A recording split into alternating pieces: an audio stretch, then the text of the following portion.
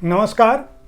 साहित्य तक के शब्द रथी कार्यक्रम में मैं जयप्रकाश पांडे आप सभी का स्वागत करता हूं और आज साहित्य तक के स्टूडियो में मेरे साथ मौजूद हैं वरिष्ठ लेखिका उषा किरण खान जी। आपका बहुत बहुत स्वागत है। मैं अपने दर्शकों को बता दूं कि उषा किरण जी मैथिली और हिंदी दोनों की ऐसी लेखिका हैं जो समान रूप से दोनों भाषाओं में लोकप्रिय हैं। आपकी लेखन और कहानियों कथाओं का जो विस्तार है वह कई कालखंडों में बटा हुआ है। अनुभव का विशद भंडार है। आपकी जो जीवन यात्रा है वह अपने आप में एक कथानक है और हाल के दिनों में आपकी एक पुस्तक दिनांक के बिना उषा किरण खान की जीवन यात्रा यह आई। इस पुस्तक के बारे में मैंने बुक कैफे में भी बात की थी, लेकिन उषा किरण जी दिल्ली जब आ रही थी तो मैं इनसे बातचीत करने का लोभ संवरण नहीं कर सका और आपको अपने स्टूडियो में आमंत्रित किया। बहुत बहुत स्वागत है आपका। सबसे पहले तो मैं ये जानना चाहता हूँ कि दिनांक के बिना जो आपने इस पुस्तक की भूमिका में लिखा है कि इसकी कोई तारीख नहीं है। आपने जैसे सोचा, जिन चीज़ों को देखा, उन बातों को आपने दर्ज किया है। जो आपका जीवन है वह गांधी जी के नाम पर बने एक आश्रम जो एकदम ऐसे इलाके में था जहां आज भी पहुंचना दुरूह और दूभर है। मैं आपकी उस यात्रा के बारे में जानना चाहता हूं कि आज जब आप प्रतिष्ठित हो चुकी हैं साहित्य की दुनिया में, तब जब अपने अतीत में झांकती हैं, अपने बचपन की ओर लौटती हैं, तो वो कौन सी चीज़ें हैं जिनको आपने दिनांक के बिना में दर्ज किया? मैं ये बताना चाहती थी, आपने ठीक कहा कि गांधीवादी आश्रम और गांधी के जीवन पद्धति को जीने वाले व्यक्ति की मैं बेटी हूँ जी। यद्यपि मेरे पिता बहुत छोटी उम्र की मैं थी, तभी उनका दुर्घटना में निधन हो गया। फिर भी मेरी माँ ने और सब लोगों ने उस स्थान को संवारा और अब भी सब हमारे भाई, हमारा परिवार वहाँ है और मैं वर्ष में एक बार ज़रूर वहाँ जाती हूँ। वहाँ उस गांव में जी। ऐसा है संजोग कि उस गांव के बिल्कुल पास में बाजू में मेरे ससुराल का भी गांव है।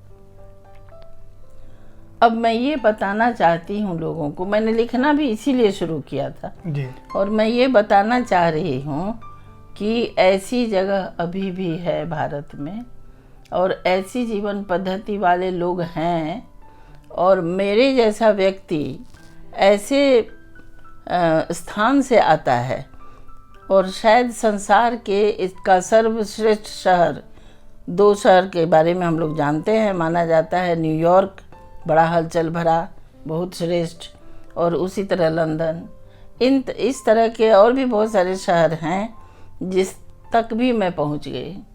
तो एक बैलगाड़ी की यात्रा, हवाई यात्रा तक मैं आवाजाही करती रही हूँ। तो मेरा जीवन कैसा है, मेरी जीवन पद्धति कैसी है और मेरा जीवन कैसे बना, किस माहौल की मैं हूँ, जिस माहौल से उठकर मैं आई हूँ, ये मैं बताना चाह रही हूँ। इसी के लिए आपने अपनी ये दिनांक के बिना की जो जीवन यात्रा शुरू की है। लेकिन इस पुस्तक को जब हम पढ़ते हैं तो हम ये पाते हैं कि आपने इस पुस्तक के बहाने केवल अपनी जीवन यात्रा नहीं लिखी है, बल्कि अपने पूरे समूचे समय को दर्ज कर दिया है। इसमें पाटलिपुत्र का जो साहित्य जगत है, जो जन आंदोलन है, जो बड़ी शख्सियतें हैं जो वहाँ जाती रही, जुड़ती रही, चाहे वह साहित्यिक रही, चाहे सियासत की रही, जो बड़े जन आंदोलन थे, चाहे साहित्यिक आंदोलन थे, चाहे सांस्कृतिक आंदोलन थे, सबको आपने इसमें एक तरह से दर्ज किया है। इस पुस्तक में हम जयप्रकाश नारायण जी की रैली को पाते हैं, इस पुस्तक में हम बाबा नागार्जुन को पाते हैं, इस पुस्तक में हम विद्यानिवास जी को पाते हैं, इस पुस्तक में अज्ञेय जी को पाते हैं और जो मैथिली, हिंदी या पत्रिकाओं की भी आपने चर्चा की है, अध्यापन क्षेत्र की भी चर्चा की है। मैं चाहता हूँ कि जिन दृष्टि से आपने इतना विस्तार से, यह पुस्तक देखने में भले ही पतली है, लेकिन जब आप इसको पढ़ेंगे तो आपको समझ में आएगा कि जो पूरा पटना का एक कई दशक मैं कहूँ कि 3-4 दशक इसके भीतर सिमट गए हैं। और उस दशक के दौरान उषा किरण जी ने अपनी दृष्टि से जो चीज़ें देखी हैं उनको कैसे आपने इतना ढंग से समेटा है उसके बारे में बताएं। और आपने ऐसे कैसे चयन कर पाई आप लिखते समय इसको कि मैं मुझसे जितने लोग जीवन में जुड़े हैं खासकर और जिन्होंने इस देश के सियासत, सभ्यता, संस्कृति को मैं अपनी भूमिका निभाई, उनको मैं जिस तरह से मिली, उनको जो महसूस किया मैंने उसको दर्ज कर सकूं और चीज़ें छूटे ना। ये आपने कैसे किया और उनके बारे में थोड़ा सा विस्तार से बताएं, जो कुछ रोचक घटनाएं इसके अंदर हैं उनके बारे में। असल में मैं पटना में हूँ, मैं जरूर दरभंगा जिला की जी, लेकिन मेरा जीवन पूरा लगभग पटना जिला में बीता है। पटना ही में, पटना शहर में, वहीं के विश्वविद्यालय से मैंने पढ़ाई की शुरू से अंत तक। उसके बाद जो विकास जिसको कहते हैं, मैंने लिखा भी है कहीं कि मुझे व्यक्तित्व दिया है पटना ने। जन्म भरे मैंने मिथिला में हुआ। यद्यपि आप अगर बिहार जाएंगे तो आपको इस बात का बड़ा मज़ा आएगा कि मिथिला के लोग मगध को कुछ भी नहीं समझते हैं। और मगध के लोग आपसे, मैंने लिखा है कई जगह कि मगध के लोगों को देख के मुझे लगता है कि ये स्थान सचमुच का राजधानी है और यहाँ का एक मजदूर भी राजा है। मतलब वो तो और किसी को कुछ नहीं समझता है और किसी के बारे बोलेगा नहीं जी। मैथिल बोलते हैं क्या रहेगा ये लोग, वो लोग बोलते नहीं है, लेकिन उनका हाव भाव और उनको कोई चिंता नहीं है। तो वो बहुत आकर्षित करता है मुझको। व्यक्तित्व कैसे दिया जाता है, किसी के संपर्क के बिना कोई मिट्टी नहीं व्यक्तित्व देती है जी। आप जिसके संपर्क में होते हैं वही देता है। पढ़ने से, पूरा शुरू से अंत तक पढ़ने से आपको ये समझ में आ गया होगा कि संयोगवश मेरे पिताजी चूँकि समाजवादी आंदोलन के थे और अंत तक हम लोग आज तक उन्हीं लोगों से जुड़े रहे हैं कि उनके साथ, हालांकि उनके साथ मैं नहीं रही, उनके विषय में मुझे जयप्रकाश नारायण ने और बाबू गंगाशरण सिंह ने बताया। तो इस तरह के जो लोग थे उन लोगों का मेरे जीवन में बहुत रहा है असर। तो उस असर को मैं लोगों को बताना चाहती हूँ कि मैं अपनी दृष्टि से क्या, जयप्रकाश जी के विषय में भी जो कुछ मैंने लिखा है वो सिर्फ मैंने लिखा है, कोई दूसरा नहीं लिखेगा। कि मैंने साफ साफ लिखा है कि प्रभावती अगर रहती तो वो इस आंदोलन में नहीं आते, वो चली गई। उसके बाद उनकी जो उपेक्षा हुई व्यक्तिगत, ये दंश भी था क्योंकि आपने कविताएं उनकी पढ़ी होंगी। वही वो आपने कविता से ही उस अध्याय की शुरुआत की है और बहुत ही मैं यही इसीलिए बार बार कह रहा हूँ कि इसे पढ़ते समय हमें इतिहास बोध, राजनीति का बोध, समय का बोध, संस्कृति का बोध होता है। और साहित्यिक अंदाज में आपने मतलब इसको कोई किस्सा गोई है जरूर, लेकिन वो सत्यता के करीब है। जिसको देखा, जिसको समझा। मैं चाहूँगा कि नागार्जुन जी की भी बात आपने की है और विद्यानिवास जी की और अज्ञे जी के भी कई यात्राओं में आप साथ रही। हमारी आज की पीढ़ी यह नहीं समझ पाती है कि हमारी जो साहित्यिक संस्कृति या विरासत रही है वह कितनी घनी रही है और हमारा कोई भी साहित्यकार अपनी माटी से जुड़ के कभी अलग उससे नहीं रहा, चाहे वो कितना भी अभिजात्य रहा हो। अज्ञे जी के बारे में बराबर ये कहा जाता है कि बहुत अभिजात्य थे, लेकिन माटी से जो जुड़ाव है उन लोगों का और जो अपने गाँवों की यात्रा है। आधुनिक समय में, हमारे आज के समय में सोशल मीडिया के प्रभाव से हम समझते हैं कि सब कुछ केवल मोबाइल पे सिमट गया है या फेसबुक पे सिमट गया है और गाँव को भी हम चित्रों में देखते हैं। लेकिन आपकी का जो जीवन था और आपके समय के जो लोग थे वह अलग थे। मैं चाहूँगा कि अपने अनुभव से हमारे दर्शकों को ये बताएं कि यह चीज़ें क्यों ज़रूरी है और अज्ञे जी या विद्यानिवास जी या नागार्जुन जी बार बार, चाहे कितने भी बड़े शहर में ये लोग रहे हों, बार बार गाँवों की ओर क्यों लौटते थे और अपनी जड़ों की तलाश का जो उनका उद्देश्य था, जो आप भी कर रही हैं। बार बार मैं देखता हूँ आपके लेखन में आप जिन भी पात्रों को उठाती हैं, पौराणिक पात्रों को भी उठाती हैं, तो उसी पात्र को उठाती हैं जो ज़मीन से जुड़ा रहा है या जो कहीं न कहीं वंचित या उपेक्षित मान लिया गया हो या जिसके बारे में कोई भ्रम पाला गया हो। तो मैं चाहूँगा कि उसके बारे में भी हमारे दर्शकों को बताएं। हाँ, जैसे आपने बहुत अच्छी बात कही कि अज्ञेय जी एलीट माने ही सिर्फ नहीं जाते थे, एलीट थे। जयप्रकाश नारायण एलीट थे। जी।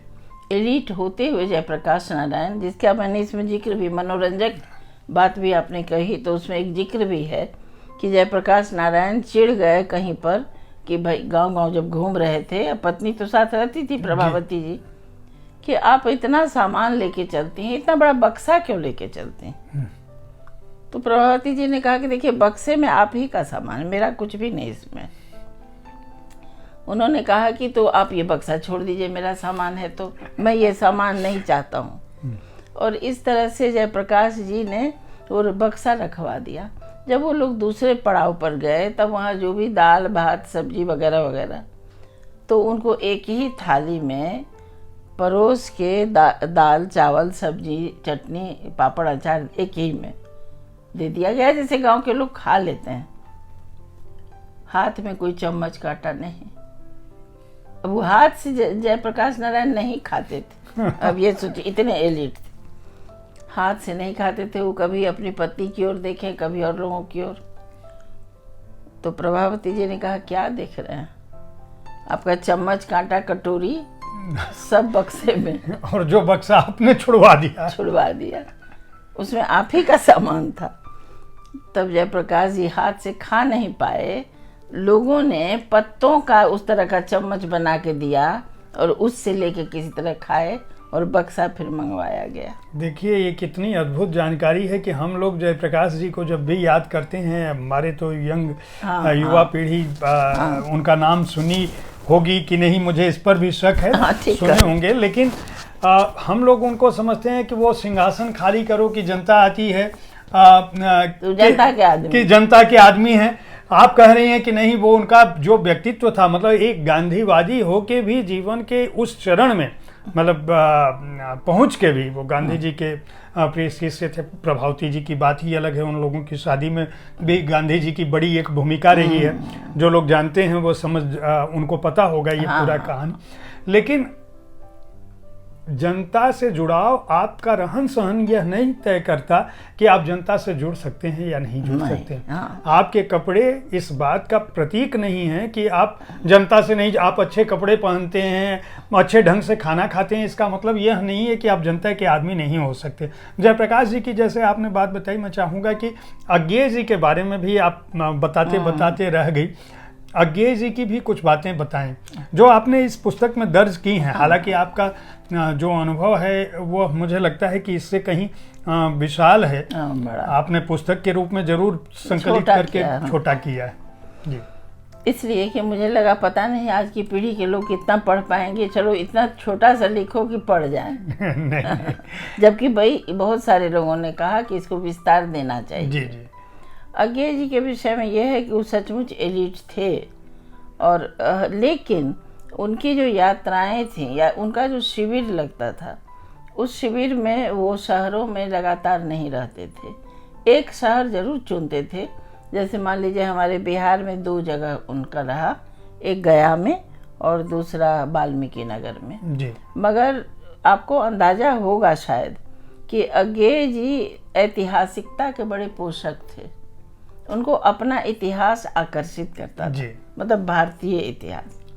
भारतीय इतिहास कैसे बना है ये अब विस्तार से मैं नहीं कहूँगी, लेकिन इतना तो जरूर है कि इतना जानते होंगे कि साहित्य जो है हमारा भारतीय प्राचीन साहित्य, अर्थात वेद पुराण और वाल्मीकि रामायण उपनिषद इत्यादि सब, तो ये सब को अगर आप जोड़ते हैं तब उसमें जिन जगहों की जितने योजन जितना उस पर आप जो फिर अभी नाप जोख आपने किया है 100 साल के अंदर में आपको वो स्थान मिल गया है, तो उस स्थान को हम ऐतिहासिक मानते हैं जी।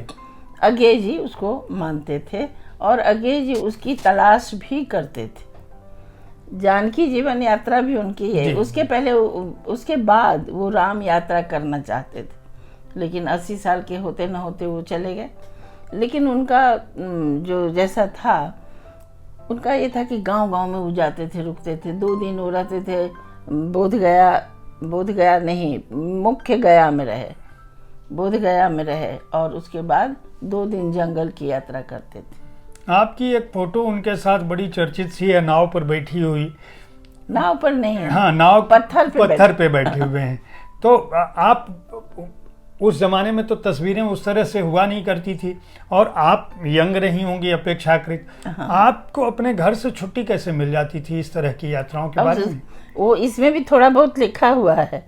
मेरे यहाँ अक्सर ज़्यादातर बाबा रहते थे, नागार्जुन।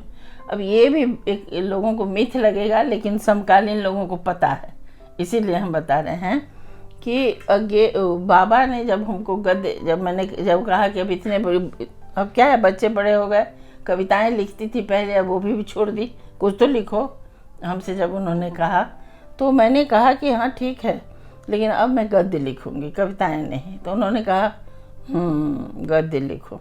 और फिर उन्होंने बताया कि 30 साल, ये 77 की बात है जी, 30 साल आज़ादी के हो गए, तुम ऐसे ही परिवार की हो, क्या तुम्हारे परिवार के सपने पूरे हुए, ये सोचो और इस पर लिखना, ऐसा उन्होंने कहा। लेकिन एक बात सुन लो, अज्ञेय का उपन्यास तो तुमने पढ़ा ही गए? हमने कहा जी। तो अज्ञेय के उपन्यासों को एक बार फिर पढ़ जाओ, उसके बाद उपन्यास कैसे लिखा जाता है इसके विषय में ठीक से जान सकोगी। तो मैंने कहा उनसे कि क्यों, कहानी कहने? बोले हाँ ठीक है, उनकी कहानियाँ हैं, लेकिन उसमें उतना नहीं, उपन्यास में दम है, उन्होंने कहा, बाबा ने। हाँ। तो मैंने कहा कि आपका उपन्यास काहे नहीं पढ़ रहे? तो मेरा तो पढ़ती ही रहती हूँ, छोड़ो हटाओ, अज्ञेय का पढ़ने बोल रहे हैं वो पढ़ो, ऐसा करके उन्होंने कहा। तो ठीक है, ये सब उनकी सिखावनी थी। इसी तरह उन्होंने मुझे कहा, जानकी जीवन यात्रा होने वाली थी, उसकी चर्चाएं मेरे घर में खूब चलती थी, तो ऑफर भी आया। गंगा शरण सिंह ने जोर से कहा ताकि बाबा भी सुन सकें आके, मिनी बेटा तुम अज्ञेय जी की जानकी जीवन यात्रा में जाने को तैयार हो? उन्होंने कहा। तो इन्होंने सुन लिया बाबा ने, और वो हमने कहा देखेंगे, सोचेंगे, बेटी का एक इम्तहान चल रहा है छोटी वाली का। बोले अच्छा ठीक है, कह क्यों चले गए। फिर आए ये बाबा हमसे बोले, गंगा शरण कह रहे थे कि अज्ञेय जी की जानकी जीवन यात्रा निकलने वाली है और तुमको बुलाया गया है, तो तुम जाओ। किसका इम्तहान है? मैंने कहा छोटी कन्नू का। मैं हूँ ना, मैं हूँ, और सब लोग तो ही हैं, तुम जाओ। और राम बाबू कुछ नहीं बोलेगा, मैंने मेरे पति देव के बारे में। तो उन्होंने कहा तो मैंने कब रोका है इसको, तो हाँ ठीक है जाएगी। फिर उन्होंने कहा मुझसे, मैं इसलिए कह रहा हूँ कि जीवन भर तुमने मेरे जैसे अवगढ़ को देखा है।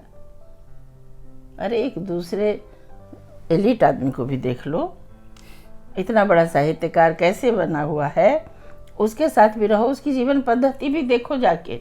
बिल्कुल ऐसा कहा।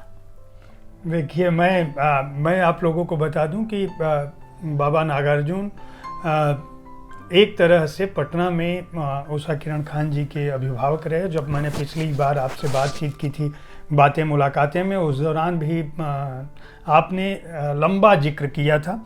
आपको उषा किरण जी के जीवन से संबंधित, और जैसा कि मैंने कहा कि उस समूचे दौर को समझने के लिए हमारे साहित्यिक, सामाजिक, सांस्कृतिक, सियासत के बदलाव को, जन आंदोलनों को, और उस दौर के पटना बिहार को समझने के लिए, और उसके बहाने पूरे भारत में हो रहे बदलाव को समझने के लिए यह एक महत्वपूर्ण पुस्तक है, जिसका प्रकाशन वाणी पेपरबैक्स ने किया है। मूल्य 299 रुपये है। बुक कैफे में मैं इस पुस्तक के बारे में अपनी राय बता चुका हूँ। अब मैं आता हूँ आपकी दूसरी पुस्तक पर। सबसे पहले मैं आपको बधाई दे दूँ, यह पुस्तक अभी अभी मुझे मिली है, सीय पीय कथा। यह एक खंड काव्य है, और खंड काव्य है, नाम के हिसाब से आप समझ सकते हैं, सीय पीय कथा। सीय और पीय के बीच में एक डैश है, यानी सीय पीय अगर एक साथ होता तो यह राम जी की कथा हो जाती। चूंकि दोनों की कथा है और खंड काव्य है, कविता के माध्यम से उषा किरण खान जी ने सीता जी की वह कथा लिखी है जो कथा आपने, हमने, सबने बार बार सुनी है, लेकिन इस रूप में आपको दर्ज करने का क्या अवसर था? क्या आपने सोचा कि मैं भामती को लिखूं, एक तरफ भामती और दूसरी तरफ जानकी जी? आप हालांकि हमेशा इस बात को छुपाती नहीं हैं, मिथिला के लोग जानकी जी को हमेशा अपनी बेटी मानते रहे हैं। रामचंद्र जी कभी भी मिथिला के लोगों के लिए बहुत आदर्श दामाद नहीं रहे हैं। भगवान रहे हैं, दामाद रहे हैं, लेकिन आदर्श दामाद नहीं रहे, क्योंकि जो खाँटी मिथिलावासी है वह यह मान के चलता है कि उसकी बेटी को जो सुख मिथिला में मिला था वह सुख अयोध्या जाने के बाद नहीं मिला है। एक लड़की जो समूची सृष्टि की अधिष्ठात्री के रूप में थी, उनका अवतार थी, उसने अयोध्या जाने के बाद केवल और केवल संघर्ष देखा, जबकि बदले में अयोध्या को और जो भगवान के अवतार माने जाते रहे हैं उनको बहुत कुछ दिया। मैं बहुत बहुत पहले तो शुभकामना और बधाई देता हूँ। जितनी अच्छी आपकी लेखनी है उतना ही अच्छा चित्र इस पुस्तक पर बनाया है। इसकी रचनाकार जो है मीनाक्षी झा बनर्जी हैं। इस पुस्तक के हर खंड पर बहुत अच्छा चित्र है। इसकी भाषा बहुत ही साहित्यिक है, लेकिन आपको समझ में आ जाएगी। इसकी वजह क्या थी? आपने काव्य के रूप में सीता जी और राम जी की किस कथा को बुना है और क्यों बुना है?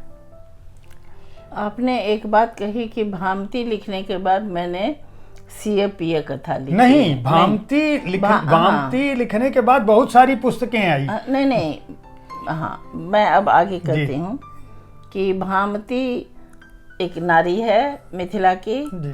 उसका भी एक पति था, जिसके कारण भामती 18 साल तक उसका पति उसको पहचाना ही नहीं, 18 साल के बाद भी नहीं पहचाना, विवाह करके लाया था।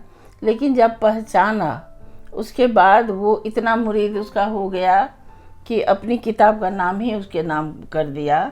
और दूसरी बात, जो उसके बाद लगातार, ऐसा शायद विश्व में दूसरा उदाहरण मुझे नहीं लगता है मिलेगा जी। कि वो अपने परिचय में, पहले जैसे आजकल हम लोग आगे लिखते हैं नाम उषा किरण खान जी, दिनांक के बिना सीएपीए कथा दिनांक के, पहले लोग अंत में लिखते थे जी। लिखती मैं फलाने की पुत्री, फलाने की पत्नी, या फलाने की माता, या फलाने गुरु की शिष्या उषा किरण खान मैं, ऐसा अंत में लिखा जाता था जी। मैंने जैसे संस्कृत था तो वाचस्पत्यो मिश्र हम, भामती पति वाचस्पति मिश्र। तो एक व्यक्ति अपने को भामती पति कहता है, इतना मुरीद हो जाता है वह पति जिसने 18 वर्ष तक अपनी पत्नी को देखा ही नहीं, पहचाना नहीं और पहचाना ही नहीं। वह लिखने में व्यस्त रहा, और वह स्त्री जिसकी शादी हुई थी, जिनकी बात कर रही हैं उषा किरण खान जी, भामती शादी होके आई, हर दिन दिया जलाती थी, हर दिन अपने पति का ध्यान रखती थी। पति लिखने में व्यस्त थे, पति को इतनी भी फुर्सत नहीं थी कि वह देख सकें कि यह नारी कौन है, और यह मेरी भार्या है, मैंने इससे शादी की है। और उसके बाद पन्ने जब उड़ते हैं, हवा चलती है और उनका लिखा हुआ जब उड़ने लगता है और वो बटोर के ले आती हैं, तब उनकी नज़र पड़ती है और वह प्रश्नाकुल हो जाते हैं कि ये कौन। तब वो कहती हैं कि मुझे तो आप शादी करके लाए। तब उनको इस बात का बोध होता है, एक तरह से उनके मन में अपराध बोध होता है कि जिस युवती को मैं लेकर आया था, 18 साल बीत गए हैं, इसने मेरा इतना ध्यान रखा, मैं लिखने में इस तरह का था। और फिर जो है वह पूरी कथा उपन्यास के रूप में आपने लिखी है। मेरा सवाल यही था कि आपने मिथिला की धरती से जो नायिकाएं हैं, जिन्होंने न केवल भामती जी के पति वाचस्पति जी अपने आप में ऋषि श्रेष्ठ थे, आज भी उनको पढ़ते हैं, आज भी हम पढ़ते, कोई भी अगर दर्शन शास्त्र पढ़ेगा तो बिना भामती टीका के नहीं पढ़ सकता, सिद्ध नहीं होगा जी। तो उसी तरह से एक इतनी श्रेष्ठ स्त्री के बारे में, और फिर अब आपने काव्य के रूप में सीता तो बहुपठित, मुझे लगता है कि वाल्मीकि रामायण छोड़ दीजिए तो रामचरितमानस और जितने सारे रामायण के रूप हैं, ये शायद विश्व में सबसे अधिक चर्चित नायिका और नायक हैं। एक राम, एक सीता, एक रावण। ये नायक नायिका और और खलनायक। खलनायक, बस यही तीन है। बाकी जितनी साहित्य जितना लिखा जाता हो, जितना फिल्म बनता हो, जो नाटक होता हो, यही तीन होते हैं, चौथा कोई नहीं होता है। तो इतने ये ख्यात लोग हैं। जी। लेकिन है हमारे मिथिला के दामाद और बेटी। उसके बाद इनको ये इतने ख्यात होते हैं कि इनको अवतार माना जाता है, विष्णु के अवतार हैं। सबसे ज़्यादा जिनका नाम लिया जाता है वो चाहे साहित्य में हो, संस्कृति में हो या सियासत में हो, वो यही बेचारे हैं, राम जी। अब तो राम बेचारे हैं हम लोग की दृष्टि से, वो दामाद हैं लेकिन बेचारे हैं। जैसे दामाद आते हैं हमारे यहाँ तो आप उनकी आँख में काजल लगा देते हैं, आप उनको आलता पहना देते हैं और वो बेचारे चुपचाप सुनते रहते हैं, देखते रहे, क्या करेंगे। ठीक वही स्थिति राम की दिखाई देती है मुझको। चाहे जो हो, सीता सुखी नहीं रही, ये भावना सबों के मन में है।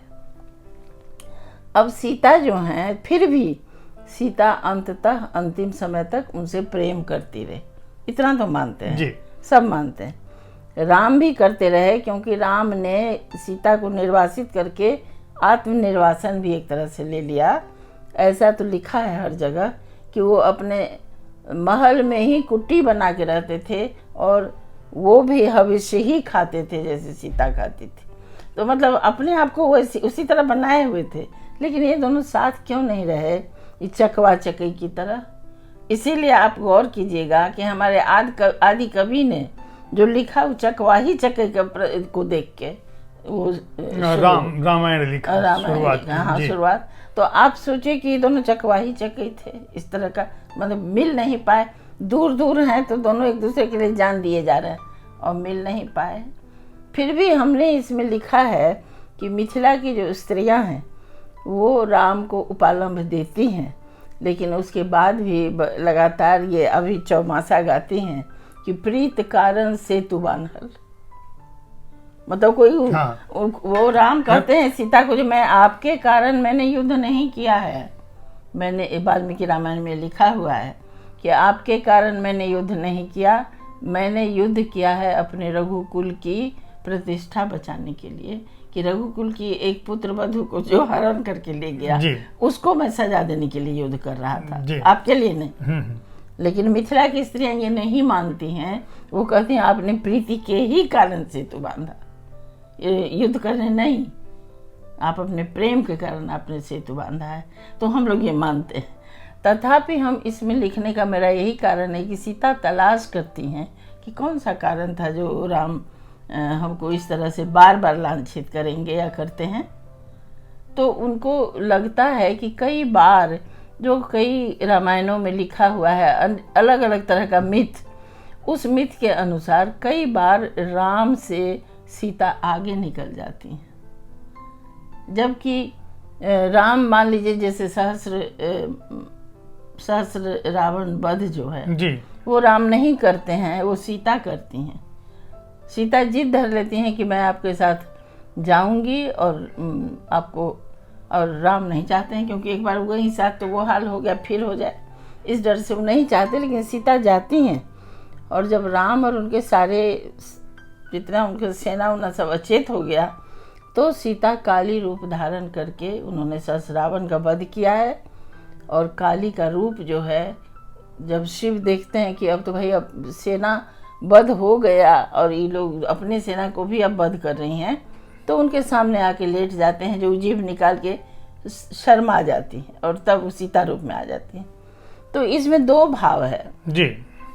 एक भाव ये है कि तब राम के मन में, आराम तो अब मन चेत में आ जाते हैं सब, तो दो भाव ये है कि एक तो राम के मन में ये होता है कि मैं हार गया हूँ, यही फिर आगे निकल गई।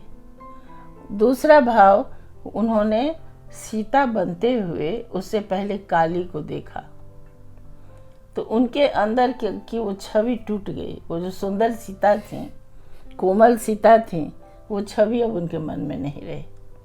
तो हम इसमें हमने लिखा है, जो आप आगे पढ़ेंगे या जो भी पढ़ेगा, कि सीता को की वो छवि जब कोमल क्षण इनके बीच आता है राजमहल में आके, तब इनके अंदर ये भाव उठता है हमेशा कि ये क्या हो रहा है, ये तो काली है। मतलब चेहरा सामने में सुंदर सीता दिख रही है, तिरोहित हो जाती हैं और सामने में आ जाती हैं काली। तो उस रूप से कोई बहुत प्रेम नहीं करके रह सकता है।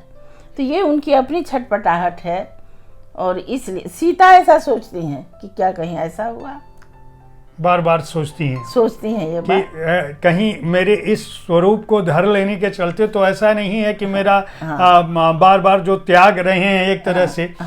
मैं ये इसको आपने जो अलग अलग खंडों में विभाजित किया है सीपी कथा को, और वो खंड मैं अपने दर्शकों को बता दूं कि जो पहला भाग है इस खंड काव्य का वह है अंग अंग में व्यापत राम। यहाँ आप समझ गए, बता रही हैं आप उषा किरण जी की राम और सीता का जो प्रेम है उसमें कहीं कोई किसी तरह का अंतर नहीं है। दूसरा जो अध्याय है इसका खंड वो छवि प्रियतम प्यारे की, जो मन में उनके बसे हुए हैं राम। राजकुमारी रानी बनकर चली अवधपुर। इसमें आप सभी लोग जानते होंगे कि मिथिलांचल के लोग हमेशा बार बार वहाँ की लोक कथाओं में, वहाँ के लोक गीतों में, वहाँ के लोक जीवन में जनक कुमारी को लोग बेटी ही मानते हैं। हर बेटी की विदाई में वो गीत बजता है, यानी हर बेटी कहीं ना कहीं जानकी जी का ही रूप है। और उसके बाद आपने एक इस पर व्याख्या दी है, मतलब एक तरह से आध्यात्मिक तौर पर आप आ जाती हैं कि सीता माने धरती की रेखा, सीता माने धरती की रेखा। उसके बाद तुल गए सिया संग्राम, उसके बाद प्रीत कारण सेतु बांधा, और फिर सबसे आखिरी खंड है पीएससी कथा। आपके दिमाग में ये काव्य कब से चल रहा था? आपने अभी बताया हमारी बातचीत के शुरुआत में, आपने कहा कि आप शुरू में कविताएं लिखती थी बाबा नागार्जुन के दबाव में, फिर आपने गे जी को पढ़ के और तमाम लोगों को पढ़ के आपने कथा साहित्य की तरफ गई। अभी आपकी एक तरह से जीवन यात्रा, मतलब आत्मकथात्मक एक यात्रा आई है, आपका संस्मरण आया है। उसके बाद फिर कविता के रूप में हम आपकी इस नई कृति से रूबरू हो रहे हैं। अभी इसी बातचीत में आपने बताया कि आपने एक उपन्यास भी लिखा है जो सद्य, मतलब आने वाला है, प्रकाशित होगा। सीता जी के बारे में इस रूप में लिखने का, खंड काव्य लिखने की बात आपके दिमाग में सबसे पहले कब आई? क्या इससे बहुत लंबे समय से आप इस पर काम कर रही थी, लिख रही थी, या आपने बाद के दिनों में, हाल के दिनों में ये सोचा कि चलो बहुत हो गया गद्य, कथा और संस्मरण, चलो अब मैं फिर से कविताओं की तरफ लौटती हूँ? मेरे दिमाग में ये आया क्योंकि आप जब इसको पढ़ेंगे तो आपको लगेगा कि मैं किस आधुनिक भाव से इसको लिख रही हूँ जी। तो ये जो दुनिया चल रही है अभी, हमारी आधुनिक दुनिया, मेरे बाद की पीढ़ी, मेरी बेटियों की या मेरी बेटियों की बेटी की भी पीढ़ी अब तो जवान है जी, तो इनका जो परिवर्तन है और इनकी जो जीवन पद्धति है उसे हमने गौर किया ही। मैं कोई घर में बैठ के रही नहीं, क्योंकि मैं तो लगातार 7 साल की उम्र से हॉस्टल में रह के 21 साल की उम्र में निकली जी, सीधे पढ़ लिख के जी। तो उस बीच में शादी ब्याह बाल बच्चा सब जो होता है जी, जी। घर पर हुआ, और हमने परिवर्तनकामी लड़कियों को देखा। पीड़ित दुखी, हॉस्टल में रहने का एक बड़ा फायदा है कि आपको अनेक सेक्शन की, अनेक तरह की लड़कियों से मुलाकात होती है जी। उनके दुख को आपको निकट से जानने का अवसर मिलता है। तो ये सारा दुख, उसके बाद अब बाद में क्या हुआ कि पहले तो सह लेती थी, सह के चुपचाप रहती थी, उसके बाद वाली पीढ़ी थोड़ी सुख बुगाई, और अब की पीढ़ी पहले ही सहन नहीं करती। उस समय मुझे सीता याद आई, ऐसे समय हमेशा सीता याद आएगी। आप संदेश क्या देना चाहती हैं, मतलब आज की युवा पीढ़ी की लड़कियों को सीता जी को लेके? हम संदेश तो यही देना चाहते हैं कि सीता की ही तरह यदि तुम्हारे साथ बहुत अन्याय हो तो तुम उपेक्षा करो, महल की ओर मत जाओ, कर्म क्षेत्र में जाओ, कर्म क्षेत्र में जाओ। वो कर्म क्षेत्र जंगल हो या जो भी हो, जंगल में बहुत लड़कियों को मैंने देखा है काम करते हुए। जी, जी। क्योंकि मैं अभी झारखंड अलग हुआ है, झारखंड हमारे साथ था जी, और झारखंड में लड़कियां काम करती हैं, बहुत काम करती हैं, लोगों को शिक्षित करने के लिए। तो मैं यही संदेश देना चाहती हूँ आज की लड़कियों को कि महल की ओर जाने का लोभ संवरण करो। महल की ओर जाके प्रताड़ित होने की जरूरत नहीं है। अभी भी लड़कियां प्रताड़ित हो रही हैं। नहीं, लेकिन जो आम धारणा है वह सीता जी को लेकर यह धारणा है कि वह बहुत शोषित, पीड़ित और द्रवित थी। लेकिन आप जो अभी बात कह रही हैं, आप कह रही हैं कि नहीं, ये सीता की अपनी इच्छा थी कि उन्होंने महल को छोड़कर जंगल की राह पकड़ी। अरे भाई, तो उनको जिस समय राम जी कह रहे हैं कि अवधवासियों देखिए, आप लोग कहिए, और आपके सामने में अब सीता कहेंगी, देखिए सुनिए, रुकिए, अब कहेंगी ये कि मैं पवित्र हूँ। तो ये कई बार आपने मेरी परीक्षा ली और फिर पूछ रहे हैं कि पवित्र हूँ, अब कहिए। आपके सामने वाल्मीकि जैसे व्यक्ति ने कसम खाया कि अगर मेरा सारा तप नष्ट हो जाए, अगर ये अपवित्र हो, तो फिर भी आप हमसे अगर परीक्षा लेना चाहते हैं तो मैं आपके साथ नहीं रहूँगी। सीता ने ये तो कहा ना जी। आप उसको मानते हैं कि धरती में चली गई, हम नहीं मानते हैं कि गई, कहीं चली गई। मान लो धरती ही में चली गई, लेकिन हम सीता को आत्महत्या करती हुई सोच ही नहीं सकते हैं, क्योंकि वो एक सशक्त स्त्री तो जरूर थी। वो धरती में कभी नहीं गई होगी, वो कहीं चली जाएगी तो आप नहीं रोकेंगे। पहली बात तो आप रोक नहीं सकते। दूसरी बात, राम का ऐसा स्वभाव नहीं था कि वो सीता की इच्छा का वो सीधे सीधे प्रतिकार करें। ये उनका स्वभाव दिखता नहीं। राम एक कमजोर पुरुष थे, ये हम कह रहे हैं, और सीता एक सशक्त स्त्री थी। यह बेटी और दामाद, मैं दर्शकों को अपने कहूँगा कि उषा किरण खान जी की इस बात को आप इस रूप में भी दर्ज करिएगा कि आप मिथिलांचल की हैं। मिथिला की बेटी के साथ जो लगाव, एक सहज लगाव है, वह लगाव हो सकता है, कहीं भी किसी भी रूप में राम जी की अवमानना करने का नहीं है। लेकिन दामाद की तुलना में बेटी प्यारी है, अपनी होती है। बहुत बहुत शुभकामनाएं आपकी, आपको इस पुस्तक के लिए। इस पुस्तक के प्रकाशक जो है राजकमल प्रकाशन है। हार्ड बाउंड संस्करण का जो मूल्य है वह 295 रुपये है। मैं बहुत ही आपको इस पुस्तक की सफलता की शुभकामना देता हूं, और मैं इसमें से केवल 8 पंक्तियां आपको पढ़कर सुनाता हूं जो आखिरी अध्याय में है। पीएससी कथा। सम्मुख है सीता, उद्भासित मुख, अतुलनीय स्वर्णाभा, गुरु गंभीर बाणी, कहाँ गया मुख तरल, प्रेमाविष्ट, यज्ञशाला में खड़ी मूर्ति, सखी ज्यों साक्षात गरल। लड़कियों को अपने जीवन में आगे बढ़ने के लिए क्या कुछ समझना चाहिए, सोचना चाहिए। जो पुरुष हैं उनको भी अपनी स्त्री जो सहयात्री है, सहजीवन जिसके साथ आपको जीना है, उसके साथ किस रूप से जीना चाहिए। आप सीएपीए कथा को पढ़ते हुए अपने अंतर में से घुस सकते हैं, अपने आप को समझ सकते हैं, अपने सहधर्मिणी को समझ सकते हैं। इसके अलावा हमारे जो कथानक के भगवान तुल्य श्री राम हैं, माँ जानकी हैं, उनके बारे में भी समझ सकते हैं। उन्हें पुरुष रूप में भी देख सकते हैं, उन्हें अवतार रूप में भी देख सकते हैं। बहुत हमारे लिए समय निकालने के लिए साहित्य तक पर बहुत बहुत धन्यवाद आपका। ऐसे ही लिखते रहें और हमारे साथ जुड़ती रहें।